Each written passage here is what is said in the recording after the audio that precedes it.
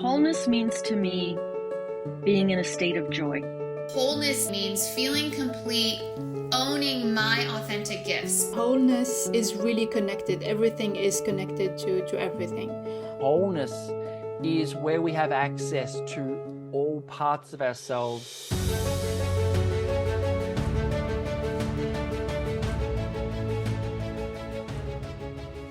You know those times when you meet someone and you click? That is what happened when I met Traci through Instagram. We got on a call and talked for literally hours. Her heart is so big. She hosts virtual groups for moms called MomPods, and her passion is to support women in a safe space that is free from shame, guilt, and judgment. If you are a new mom or no one, her online groups are a must.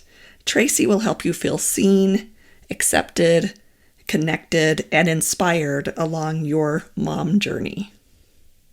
So my big aha moment came, and I don't even really think I realized it at the time, but I had begun my career in the corporate climate, corporate ladder climbing, spreadsheets and formulas and all sorts of stuff like that. And then I put it all aside to become a mom, and it was really hard and a lot harder in ways I didn't even expect.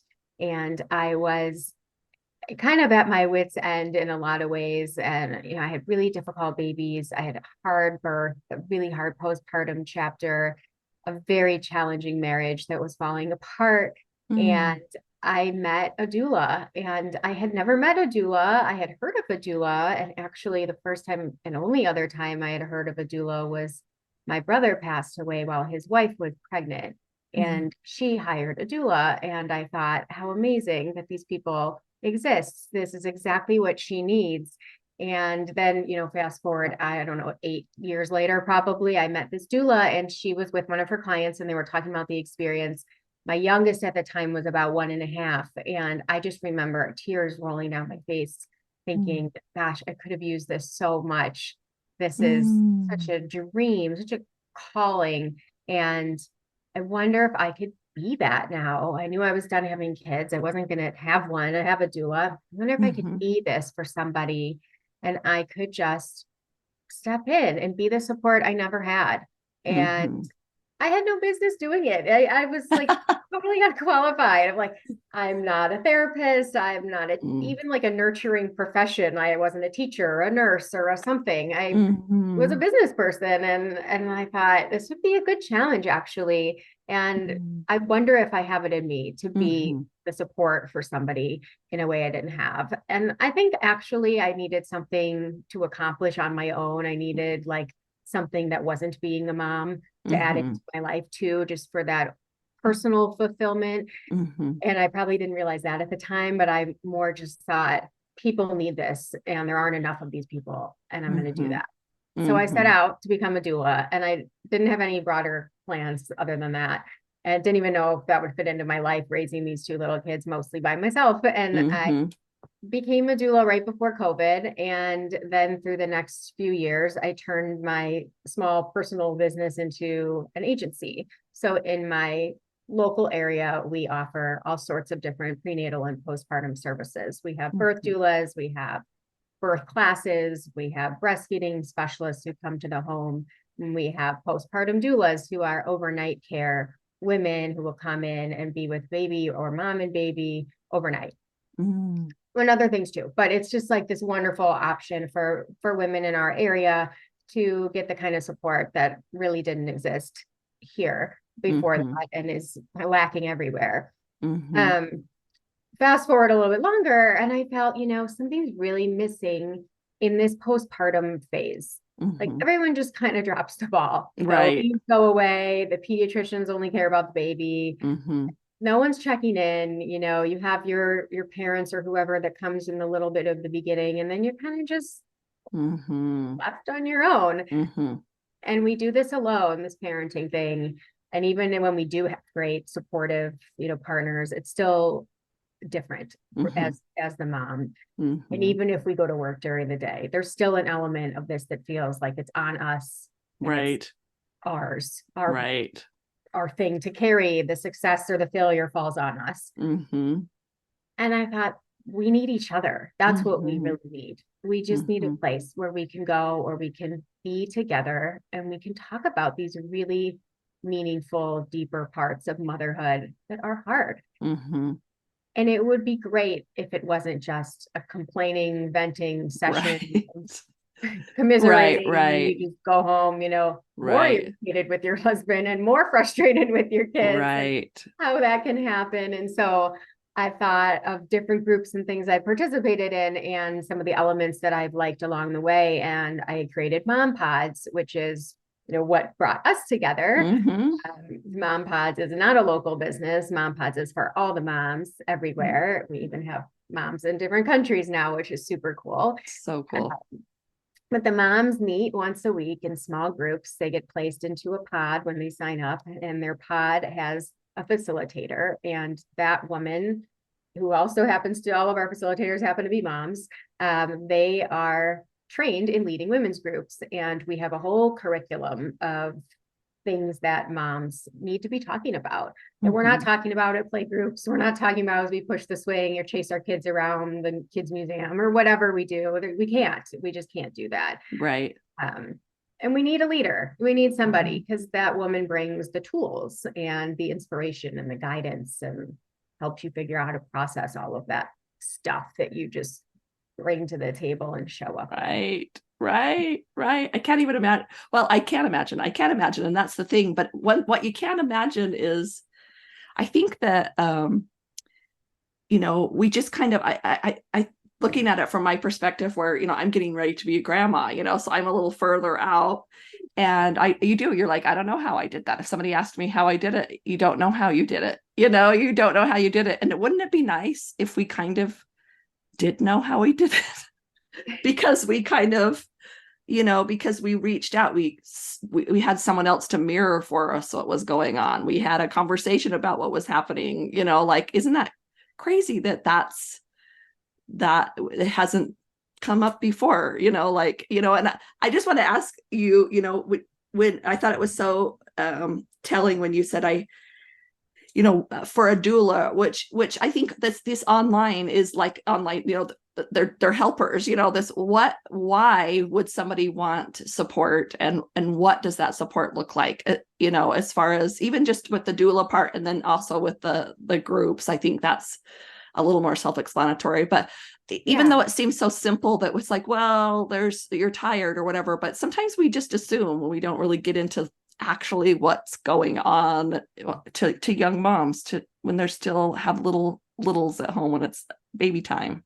Yeah. I mean, a couple things that you said first, about, the whole experience is a blur. We don't even know what we did. Right. I think that's true for all of us. And I'm in between the stage you're in and the stage these new moms are in. But I remember moms who were older telling me, you'll forget all of this. You'll forget it all. Like that was a good thing. And right. at the time it felt like, kind of hope I do, but kind of hope I don't. Right. So cute today. And, right. That's why we take a million pictures. So we want to remember all of it. Right. I think we forget because we aren't having these honest conversations along the way. We're blocking those feelings. We're stuffing it down. We're putting on a happy face, or we just don't have time to open up because we have to do the things and get the food on the table and then clean it up and start the day over. And we don't have time to process. In MomPods, it's like 45 minutes a week, which seems like no time at all, but it's amazing the amount of process and be aware. And that self-awareness feels really good. Yeah. So I can imagine that would be such a helpful thing to help process through the moment, and just through get that little reset, reset. Yep. Time for myself, know who I am, experience what I'm struggling with. Cause sometimes we just, it's like women are so magical because they just figure out ways to do things that are just amazing. But at the same time, it's like, you had to kind of struggle to make that happen. Let's pause for a minute and breathe a little, you know, And give yourself validate some that grace. experience, right? Yes. Validate it and process it. And then like, let's get inspired together. We've now shared our experiences, and now we can go back to our kids or our partner or our messy house or whatever it is. Right. A little more oomph and like pep in our step. And, you know, one of the moms said to me, I can't tell you how alone I felt before all of this. And I don't even know that I was conscious of how alone I felt. I kind of just did this mom pod thing on a whim because you're my friend. I mean, she was a doula client of ours, actually. And that's how she found out about it. And then she said, the feeling of hope that I get talking to these other moms and the way I don't feel alone anymore is everything. Yes. Got the chills. I'm like, yes. That's what we all wanted to feel. Yes. But we're feeling alone and no hope and all that on those days that we all had. So things like that just brightened my day. But back to your question about the doula thing. So a birth doula, some people are like, a birth what? What even is that? So right. That's fair, because that was right. A birth doula is, you know, paired up with a pregnant mom at some point during her pregnancy and follows her through her pregnancy as kind of her like educated best friend. We like to say it's like your best friend knows stuff. Yeah. And then when mom goes into labor, we show up and we help her through her birth. And it could be physical comfort measures, especially for a mom who's not taking any pain medication. And then it always includes emotional encouragement. Sometimes that's facing some real fears or trauma. And other times it's more of just, gosh, this is a marathon experience and it's fatiguing and discouraging. Right. Other times we have more of an advocacy role where mom really is very clear on what interventions she does or doesn't want. And so we're speaking on her behalf or helping her voice herself if she's, you know, a lot of people have that white coat syndrome where they freeze up in a hospital. Right. They look back and say, I didn't even want what he said or what she did, but I couldn't say anything. Or, so we avoid that. Our goal is to make sure that as many moms as possible look back on their birth fondly and like it was a fulfilling experience. And even better if mom and partner look back and feel like it was a bonding experience and it was something they did and they grew as a couple and a family through their birth. Right. And you need a third party to really like bring it all together and orchestrate that beautiful thing that childbirth can be. So that's what a birth doula does. Yeah. Yeah. That makes sense. I remember with my first child, I had a little complication, and for days after, I would just dream over and over again about, you know, it would just, and I, you know, looking back, I mean, I kind of mentioned it maybe to my husband, like, you know, but not, I didn't know enough about myself to say, hey, this is happening to me, you know, like, and if, you know, it's like, I'm replaying that over and over again. And I didn't even know what I was feeling, but looking back, I think I was feeling some shame. I think I was feeling some insecurity. I think I was feeling like PTSD or something. Exactly. Like some trauma.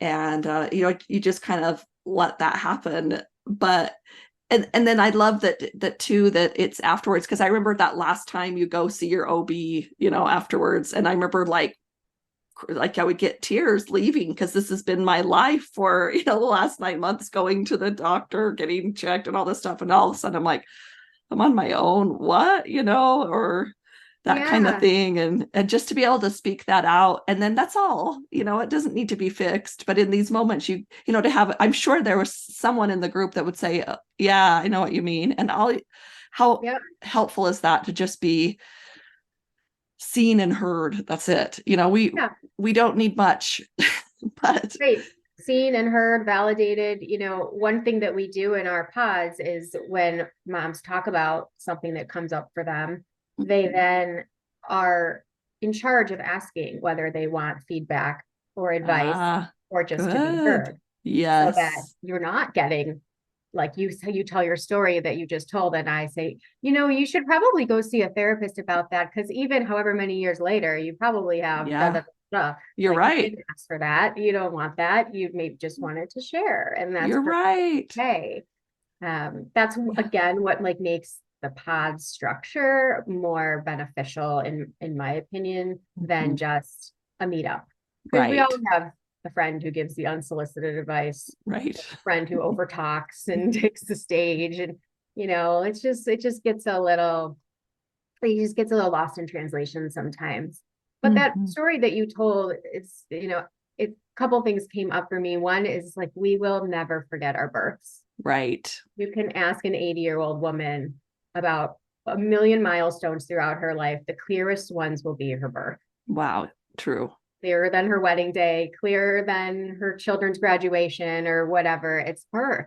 And they've done studies on that. That's true, that we hold on to that. And there's probably a, biological ancestral reason why our memories are primed and we're ready to like take in everything and store it all when we're in that vulnerable state of giving birth.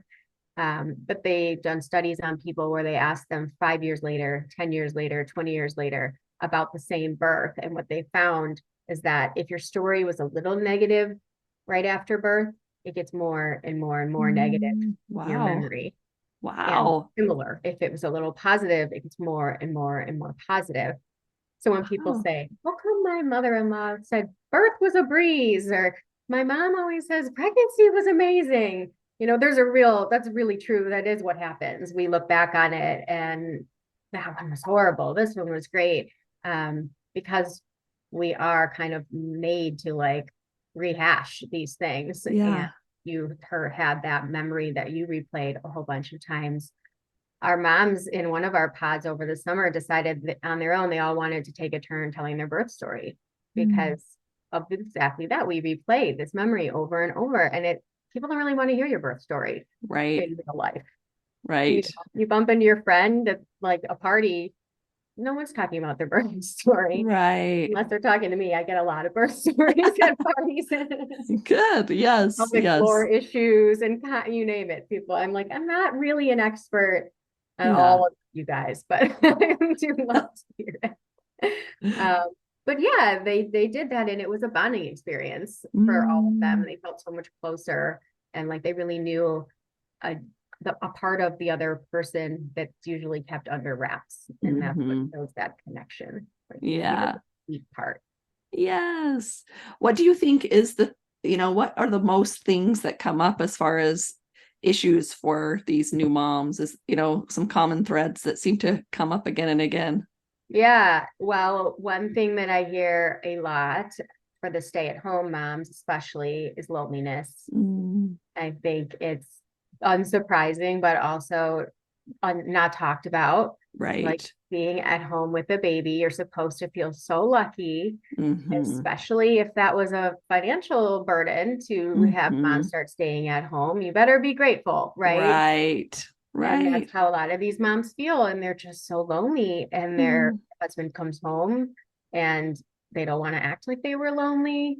Right. They don't want to be needy of all that, and then the husbands are out of gas a lot of the time. Right. They're doing everything they can, and we were all young families once. Like there's a lot of pressure on the single working person to do it all. So the moms are lonely. The dads probably feel, marginalized or not heard. I've had dads say, are you going to start dad pods?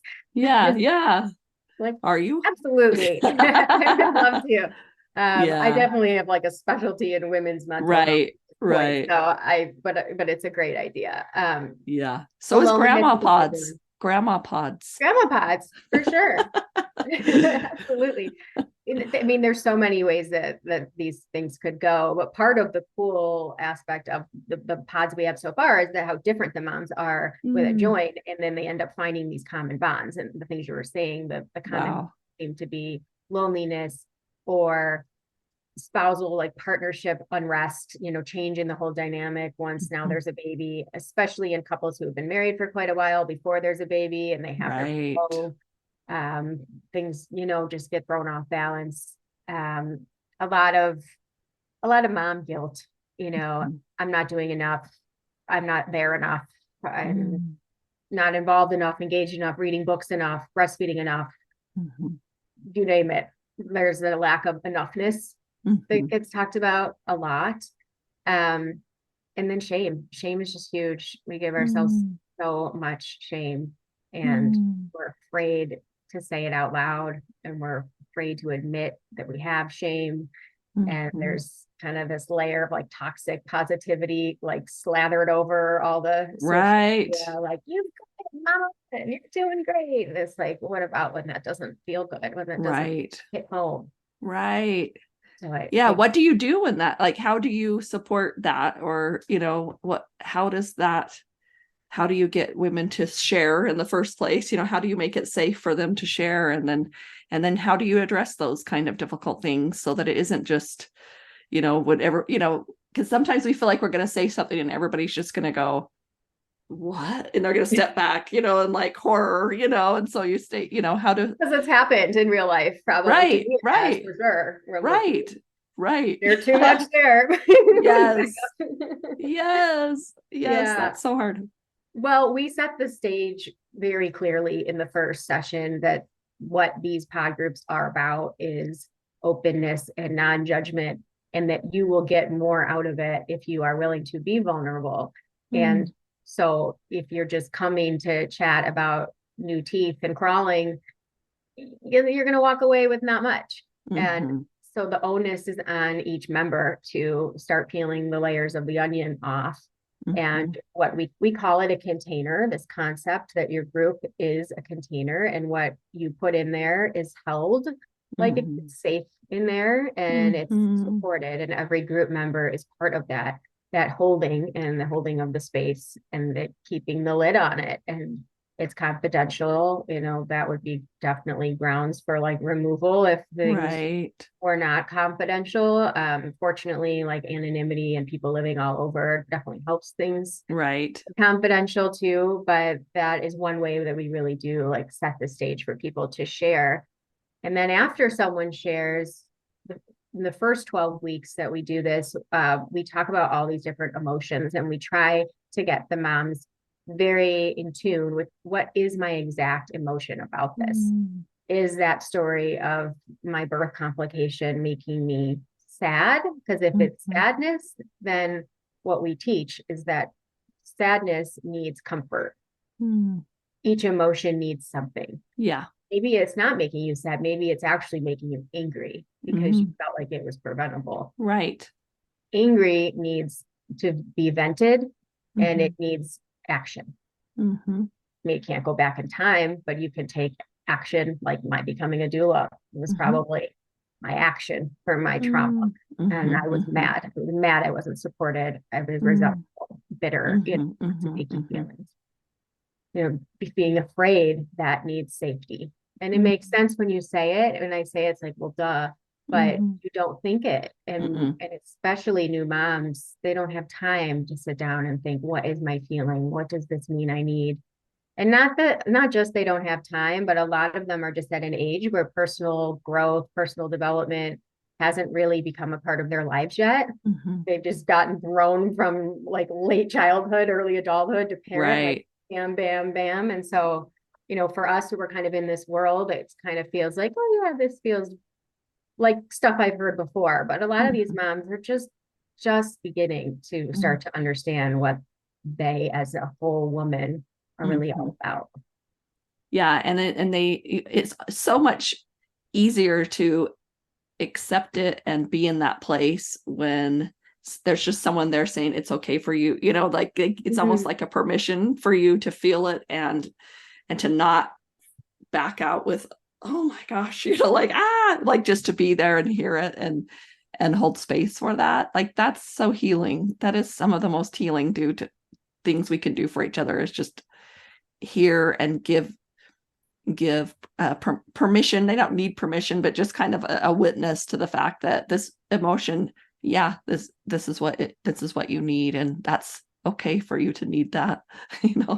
I think needed. The witness word is perfect. I think that is a lot of times what we need, is someone to just hold that space and say, I am hearing you. Yes. And I see why that story brings you shame. And I want you to feel valid in that, and also know that you're not bad.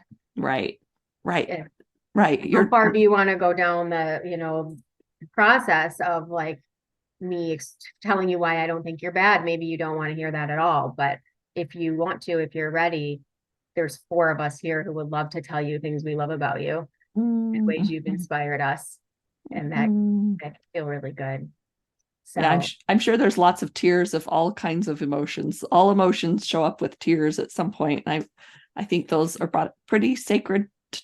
Those pods are pretty sacred. I bet that's a sacred experience. I think it is for a lot of them. And I see not what happens inside. I just talk to the facilitators, and we work on the curriculum and what we're going to talk about each week. And I get the notes that I ask for are anonymous. I don't want to know who said what, but every mom does a check-in at the beginning and a check-out at the end. And a check-in is just a word or two describing how you feel. And I want to know, because it tells me if these groups are doing what I want them to do. Right. And or if we're just all sitting around chit-chatting and then going back to being overwhelmed or whatever. And so I read these check-in and check-out words, and like, you know, one group, the same exact people, 45 minutes later will go from feelings like anxious, overwhelmed, lonely, down to safe, grateful, encouraged, refreshed. Like, who doesn't need 45 minutes to take that? Right. That's just a huge win for these moms, and they don't really get a lot of time to spend going from one to one. And you could think of a million kind of like self-care cliche activities, like go get a massage or get a manicure, that I don't think would have that same effect. I think you're right. I think you are right. So when they sign up, then they are assigned to a group. Is that correct? And do they, you know, are there evening and daytime and all those kind of things that they can choose from, or how does that work? Yeah, that is probably the trickiest part right now. I bet. Is like getting everybody's schedule, and how do you even have a schedule when you have a little kid? Right. Right now we have 2 daytime groups and an evening group, and we are trying to get like a late afternoon group up and running. Because there's a lot of like need for that. We just are balancing and working on it. But yeah, the moms kind of say what their preferred time of day is, and if they have any specific days of the week where they have complications. It gets tricky with moms. It's for moms with kids up to 5 years old, 0 to 5. Oh, great. Your youngest. So it's not just like postpartum, like these toddlers and pre-K kids. But moms who have those plus school age kids have a really hard schedule. I mean, I'm one of those school age kids, and it's like I'm everywhere all the time, and every day is different, and the chauffeur role kicks in. So that gets tricky, but especially moms who are, you know, before kids start all that stuff, they're pretty flexible. And we have great facilitators who are available early in the morning, late at night, and we have many time zones. So sometimes someone's evening is our morning, and that works great for them. Right. So you mentioned about 12 weeks. So do they go in just chunks and then they have to apply? Is that how it goes? And then there's a break, or how does that work? Yeah, we set it up as a 12-week program to start, because it's an easy, you know, chunk that you could sign up for and not feel like you're stuck in some rolling subscription you can't get out of. And I know I hate those, and so I didn't want to put that on people. But the idea is that there's so much more we can do after the 12 weeks. So we would love people to continue. And everybody has, except for people, if someone got a new job and then the time didn't work anymore, like a couple things like that came up. But other than that, our original 2 pods did all continue into the next. So we're doing it at this point as like 12-week installments, and each 12-week series has its own goal. Oh, good. Yeah. So the first 12 weeks is called like authentic bonds. Where we're really trying to form a bond, which requires vulnerability and sharing your story and stuff that we've talked about. And then series 2 is self-awareness. It's a little bit more intense. Like the questions get a little deeper. Like, are you living with intention? Do you take accountability for your role? How do you communicate in a way that is taking ownership over your stuff, and also being clear about your wants and needs, expectations, like that sort of thing. And then our next, you know, series 3 is a little bit more like reflection. Like, now you've been doing this for 24 weeks. That's almost half of a year. Where are you at? How are you doing? What kind of like goals do you have for yourself? Do you want to push yourself in any specific place? If not, that's fine. But if you do, like, this is kind of your group. This is where you can goal set and be accountable for that. So, yeah, who knows what the next series would be after that, but that's where we're at right now. So yeah, that's so amazing. I was just having a conversation about, the Wholeness Network and just, goals and all that type of thing. And what if you narrow it down and all those questions? Who are you looking at? What are you doing? And one of the areas I was looking at, is women. And it came, and my thought was, it was, women, I think the hardest part is, and especially coming from where I'm at 40s and maybe even into the 50s, a lot of women they don't know, they're kind of lost. They don't know who they are. They don't know, they don't know who they are or if somebody asks them, what do you want to do? They don't have that answer right away. And it was clear, that if I were to go back in time when I had those little kids and asked myself some of those questions you're saying, it would make all the difference in my 40s and 50s, because we don't give ourselves permission, or we don't have the time, or we don't allow ourselves to simply know what we're feeling, because if we know what we feel, if we even give ourselves a chance to say what we're feeling, it's almost always brought a secondary of like, well, am I supposed to feel that way? Or I shouldn't feel that way.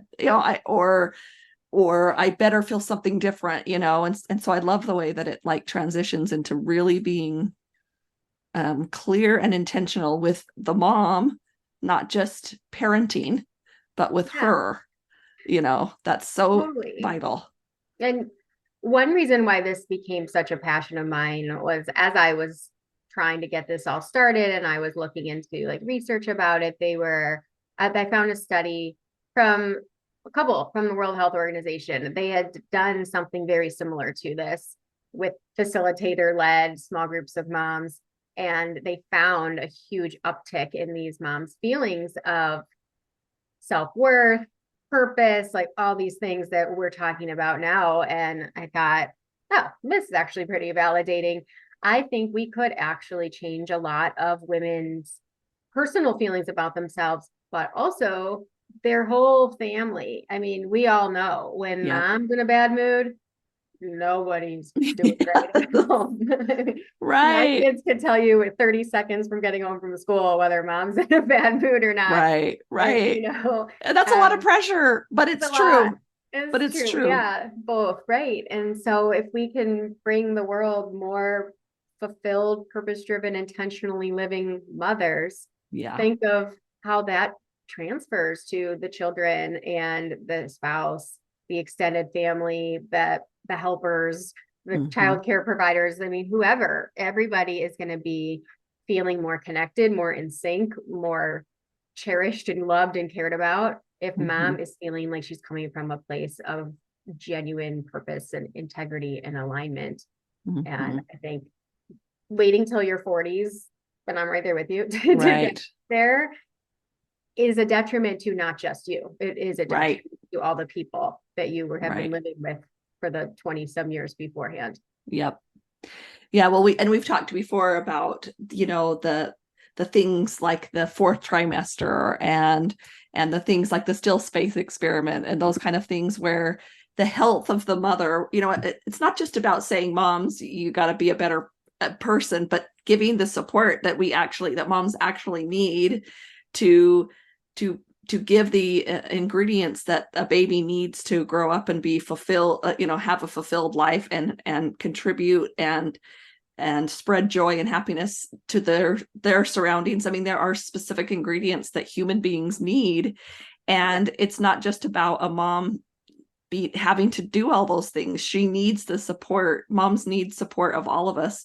And it's like putting money in the bank, because 20 years down the line, if you nurture this mom and she's a mother of 3 children, I mean, you've just tripled her, whatever 100%. She is, out into the world, right? To me, there's no such thing as too much support for moms. And I feel like a little, especially here in the US, it's very isolating. It's very, very it's a privilege to be able to get support that really is really necessary, not just convenient, not just extra, but like necessary for a fulfilled mom and fulfilled human beings that are her children. Yeah, we live in a culture that over the last several generations has gotten further and further away from an extended family living experience. Yes. It's rarer and rarer that people even have access to their extended family for help, whether it's practical help, like come over, mom, I need you to hold the baby, or, emotional support kind of help. We also live in a society where women are waiting to have children until they're older. And so the extended family that they do have isn't able to come in and play on the floor and run around in the backyard with the baseball bat or whatever. And, they're aging parents, and those parents are not as engaged. They just are, they can't, their health is different. And we have more women raising children whose parents have passed. And also because women are waiting longer, they're doing so most of the time because of careers. And then we get into a different issue, which is like women experience a huge loss of identity when they have children in their late 30s or 40s, because at this point they have kind of established themselves as an adult around this career that they built up, and they have titles and salaries and accolades and direct reports and all of these corporate or whatever things, maybe it's not even corporate, but they have whole careers that they have come to identify with. And now they're just plopped in their kitchen and family room in the baby room all day long. And they start to wonder, like, what am I doing here? And am I even any good at this? Because I was really good at that. I got really good at something. And now I'm bad at this because I'm brand new and I don't know how. And and often we hear those stories. We usually hear the story at the end. So either we've heard it, oh, this is how it was for me. Rarely do we hear the story in the middle of it, because it's just, sometimes it's chaotic, sometimes because you don't know how it's ended. I think it's important to hear the story in the middle. Maybe it doesn't have to be out public, but in a group, at least be real about what's happening in that messy middle. As Brene Brown says, that's where the support needs to come, And it's so different between, like you say, a young mother of 23 versus a mother of 30. They have different issues that are valid experiences. A lot of the moms, some of the moms that come to these pods do so because they're the only one of their friends with little kids. Because one of the moms is 20. Right. Like, my friends are still out partying. Not only do they know what it's like, but they don't give a what about it slept last night. Right. And then I have another mom who had her first at 40. And she's like, none of my friends care anymore. They've already been there, done that. And again, no one wants to hear how my kid slept last night. And so we have these moms feeling kind of alienated just because our society has just gotten a lot more varied. And we're lucky that we have a lot more freedom and options than other cultures do. But with that comes a little bit more randomness and alienation and disconnection. And with that, going back to the ingredients that the children need, though, that's the thing, though, is these little groups can give the moms it's very simple. You know what I mean? Like really 45 minutes a week and change the whole child's life. Totally.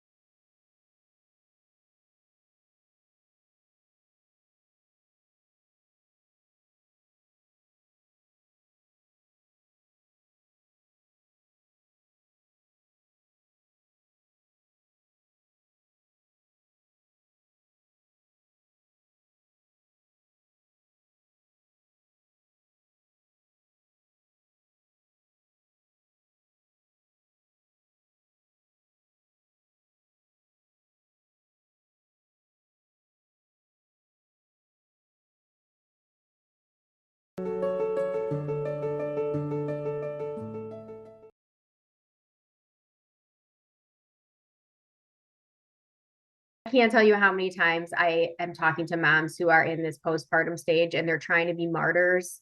Like, oh, I don't need self-care. I don't need this or that. Like my baby needs all these things and I need to be there for him or her.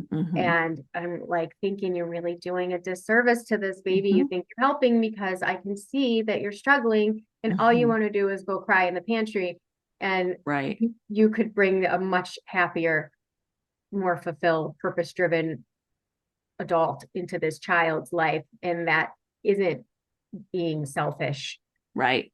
Because they will do what they see, not as much what they do what you do, not as much what you say. You know what I mean? So you wouldn't want your child to sit there and have to take care of themselves, you know? So show them, mirror to them care, not just, you know, like self-care, so that they can learn that is a valuable thing to learn too. It's very, very valuable. It's great for kids to learn that they need to self-regulate and they need to care for themselves, and it's great for them to have a parent who feels it. Right. Not selfish. That's actually like responsible parenting. Yeah, totally. Take care of yourself. Right. It really, really is. It really is.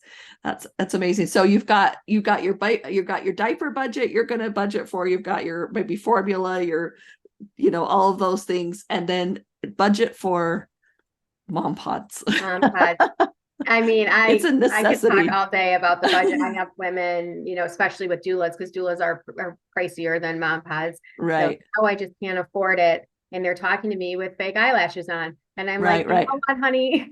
Right. You can do the eyelashes for your pregnancy, just that period. Right. Afford probably 2 doulas. Right. And, you know, what really, it's not about whether you can, it's about whether you want to make the investment in your own well-being. And not just your own, but as we've talked about, in your whole family's well-being. And there's a million studies out there showing families with well mothers are all around better. Divorces are lower. Children getting into, you know, trouble or having their own mental health things are lower. There's just a crisis of unwell mothers muscling through, thinking they're doing that for the betterment of their family. Right. Gabor Mate has a interesting, he talks about it, but there's an interesting video on YouTube where he talks about addiction and how, you know, because he was a medical in charge of the addiction portion of the hospital for a while. And he says, you know, talking with these addicts, the first time they did heroin, he was talking specifically to heroin addicts, and he says they would keep using this word, and when they kind of narrowed it down to the experience, it was like they were getting hugged and mothered in a way they had not been before. Wow. That was the part of the brain that it was stimulating, was this mothering. Now, it's not to say that, and he doesn't even say, so mothers, pull yourself together. You know, it wasn't like, so moms, you didn't do a great job. Yeah. Okay, what do I need as an individual so that I can be there? Because a lot of times we muscle through things, and by the very definition of muscle through, we acknowledge that we're struggling. Yes, exactly. And it's like, you know, it doesn't need to be that. Why is that? Sometimes we think that's even more, you know, more respectable if we push harder and try harder and we don't let it get us down, versus just getting the help that we need, you know, asking for help and getting the help that we need, especially with mothering, because it's like we said before, it's not just our well-being that is affected, it's our well-being of other human beings. Yeah, there's just some overall vibe that motherhood's supposed to be effortless and happy and fun, because babies are gifts and beautiful and cute and fun, and so every day should look like a, you know, Facebook photo, right? And like, we all that we're living it, we know that's not true, but we still have a hard time coming to grips with that, because we wonder, is it not true just for me? Is it not true because I suck at this? Right. Or is it not true because everything I've been fed about what it's supposed to be is rose-colored glasses, and really it's like probably an ad for Right. or something, you know. I'm sure social media is a difficult, it's gotten worse because of social media, because you do see the best of the best days online, and then you compare, like they say, you compare your worst days to people's best days. And I can only imagine that being an extra, like you got this perfect, when your kids look so perfect and you look so perfect, on online, but you're not, Yeah. women are so, it's a gift and a curse. We're so able to, again, come up with quick ideas and fixes and all these things. But along with that is the recognition or the idea that sits there that says it's not supposed to be this way, and sometimes that's to our detriment. Like we think it's us. We think we got to do something. We think it's everybody else has it differently than us. And that's part of what the vulnerability is so special, because no, it's not true. And I mean, I could tell a little vulnerable story myself, but I was looking through some old pictures just a couple of weeks ago, and we was very big on the family professional photos. Once a year, we did them all, and everybody was matching, and everybody looked perfect. And of course, they got posted on social media because it was our best selves. We looked fantastic. And I was in this, I had a great family, and I presented the picture that people would have looked at and said, she has it all. Like, I'm sure.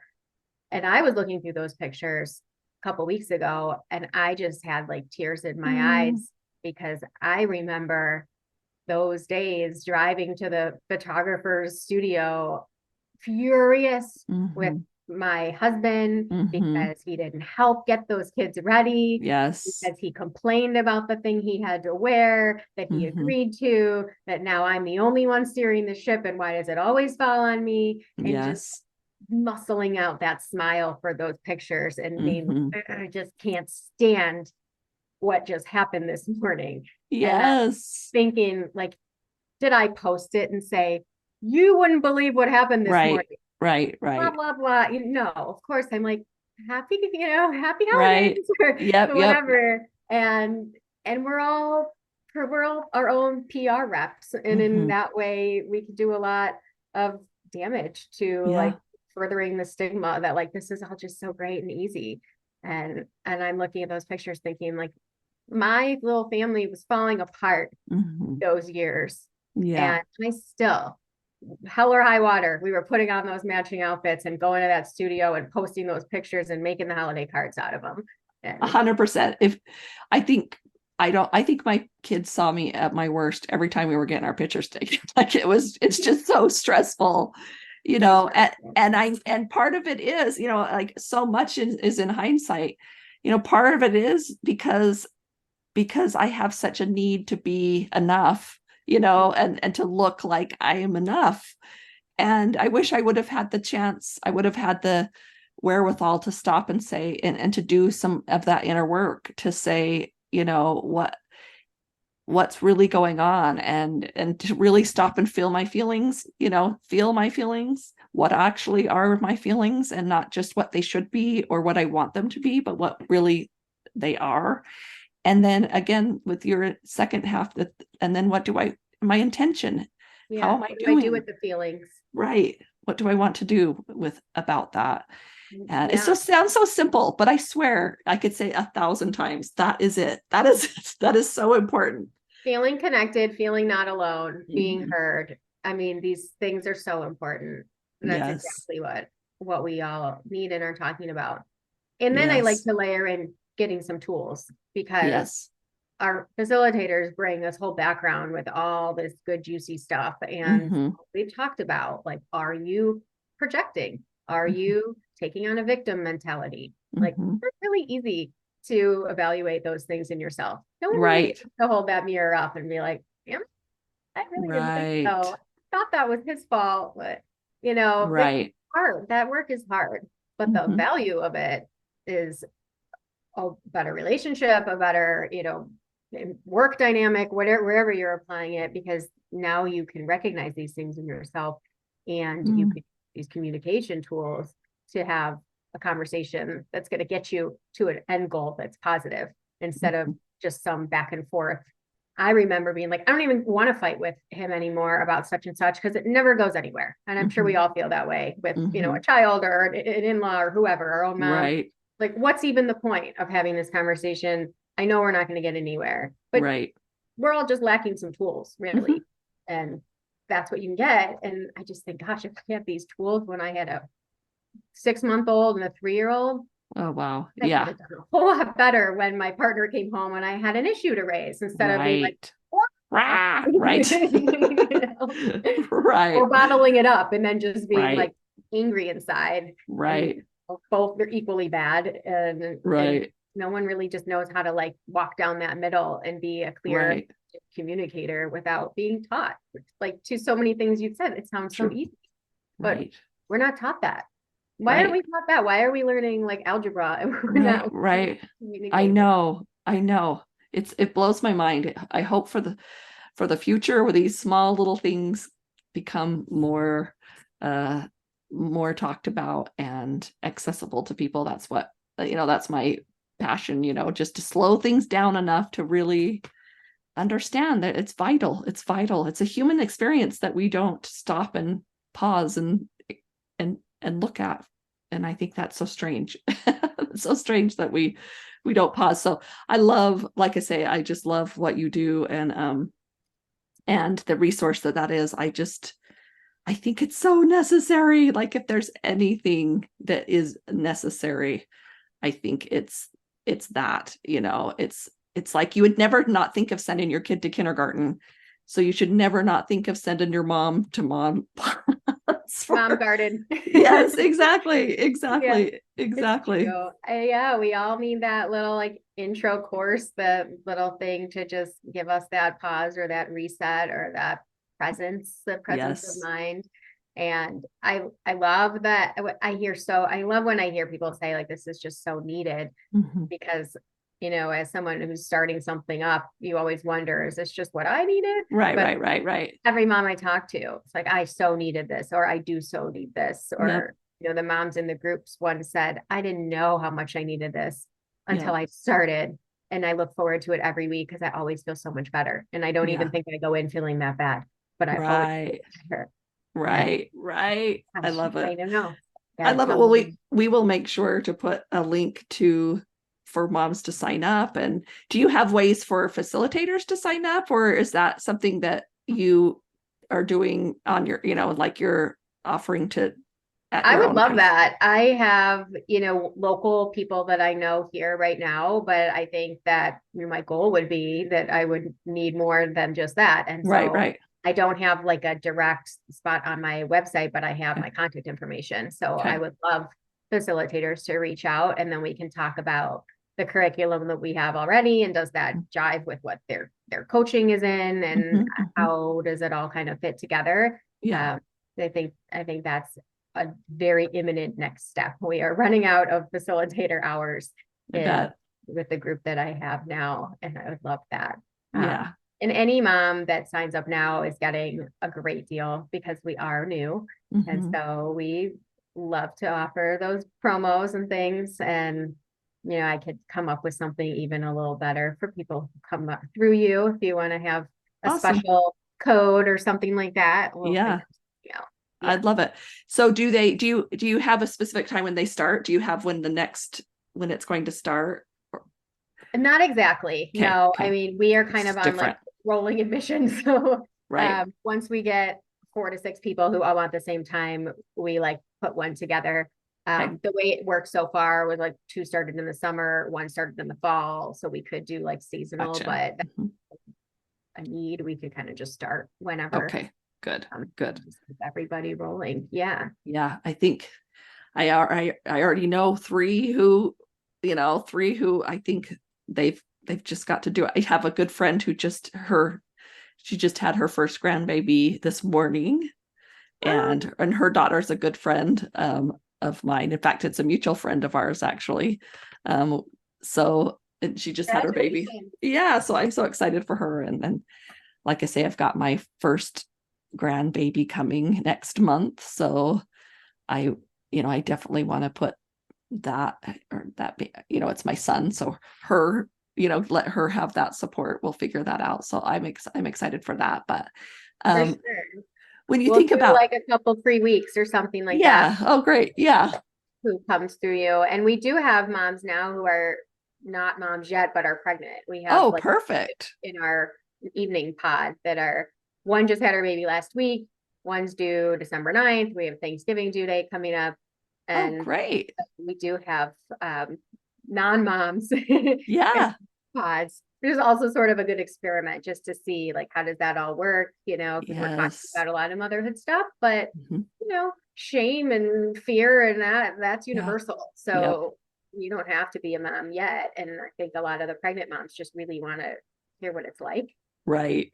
Yeah, my son, they were, they just have so many questions, especially with a first baby, because it's just what are we supposed to do? And they were so cute. They were like, so mom, do we need a diaper genie? Like, is that something?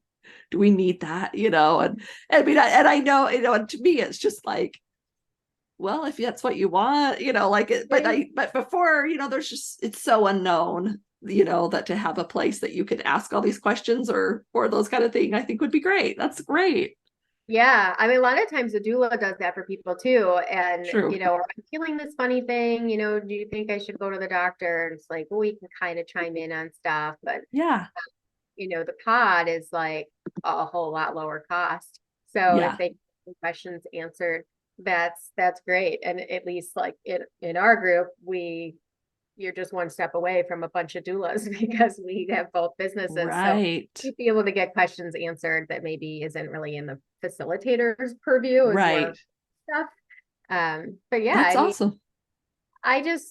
I never imagined that my desire to like support a couple moms through their births would Mhm. turn into hundreds of moms through their births, and who knows how many moms during this postpartum early childhood time of life. Like, Mhm. I didn't go into this with some big business plan or some goal. I have really just looked for the gaps in what moms are getting and Mhm. just try to like plug them like leaky bucket. Like, where can I Mhm. stick a little cork? And that's how it all came about. So I appreciate the validation that like this is a real need, because that's been my experience and that's been what I've been observing. It's just like, this is a huge hole in the bucket. Mhm. Well, speaking about whole, like the thing that I think you probably come across in these women is that, there are all these difficulties, and yet there's this extreme joy and gratitude and fulfillment, and it's and that's what we call wholeness, right? It's like the wholeness of the experience, So I want to ask you about that wholeness from your perspective, however you want to take it. What does that wholeness mean to you? How does that show up for you, or what would you say in reference to that idea of wholeness? I might cry. This is a really emotional question for me. It's really special that I have an answer, Mhm. because for a long time, I think my answer would have been, I don't have it. I'm broken, or that my family, my life is broken. My marriage did end during that period of life that I'm spending so much time on. Mhm. And it's only really now that I feel whole. I have a lovely blended family with 5 children, and I think I feel the most whole around the dinner table. I think I will find myself taking those pauses when we're all there, all of our crazy different ages and different life stories, and not the Brady Bunch. Well, they were guys blended too, it's a bad example, but not the Little House on the Prairie that I kind of imagined my life Right. was going to be. But it feels whole, it feels beautiful, and it feels rich, and it feels honest and authentic, and like it feels real. And there's a beauty in all of that chaos when we all come together and stop and sit and have a meal together. That I think is the wholeness for me. And I'm just so happy. Yeah. Yeah. I love it. I love it. That was a great answer. And tears are good. Tears are good. They're, like I say, all emotions express in tears sometimes. So that's good. Well, thank you so much. Feel empowered every day with wholeness videos, meditations, downloads, classes, and more by joining the Wholeness Library at thewholenessnetwork.com.